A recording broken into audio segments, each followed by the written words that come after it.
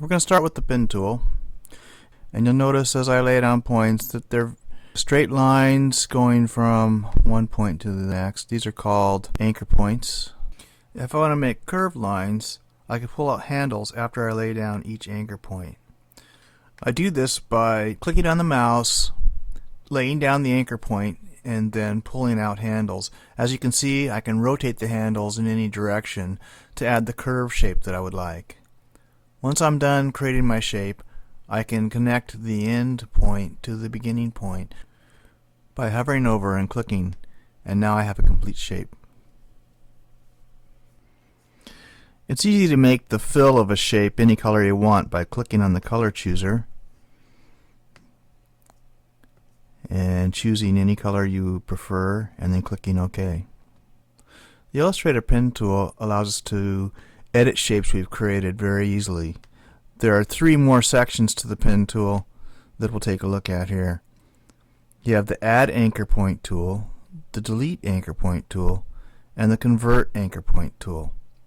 Let's start with the Add Anchor Point tool, which does pretty much what it sounds like it's going to do. I'm going to grab it and start adding anchor points.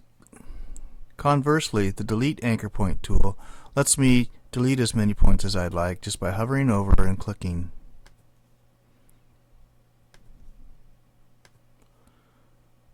If I click somewhere off the path that I'm working on, I'll get a message saying that I need to stay on the path and it can only delete points from an active path.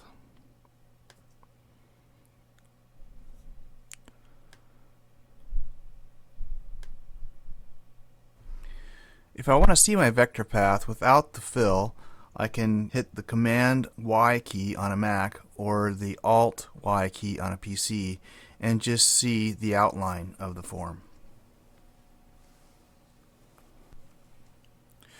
Another way I can edit this shape is to grab the Direct Select tool, the white arrow in the toolbox, and I can select each anchor point individually and pull it out.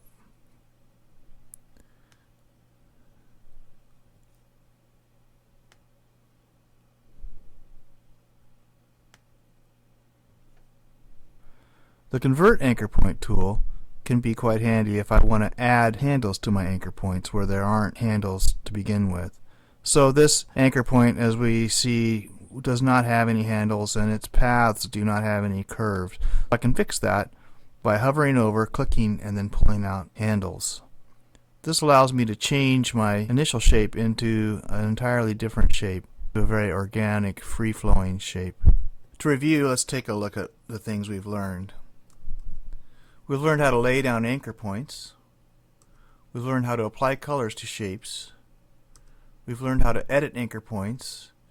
And we've learned how to turn on and off the outline and preview modes. Spend a little time playing with each of these features of the pen tool, and we'll see you in lesson 2.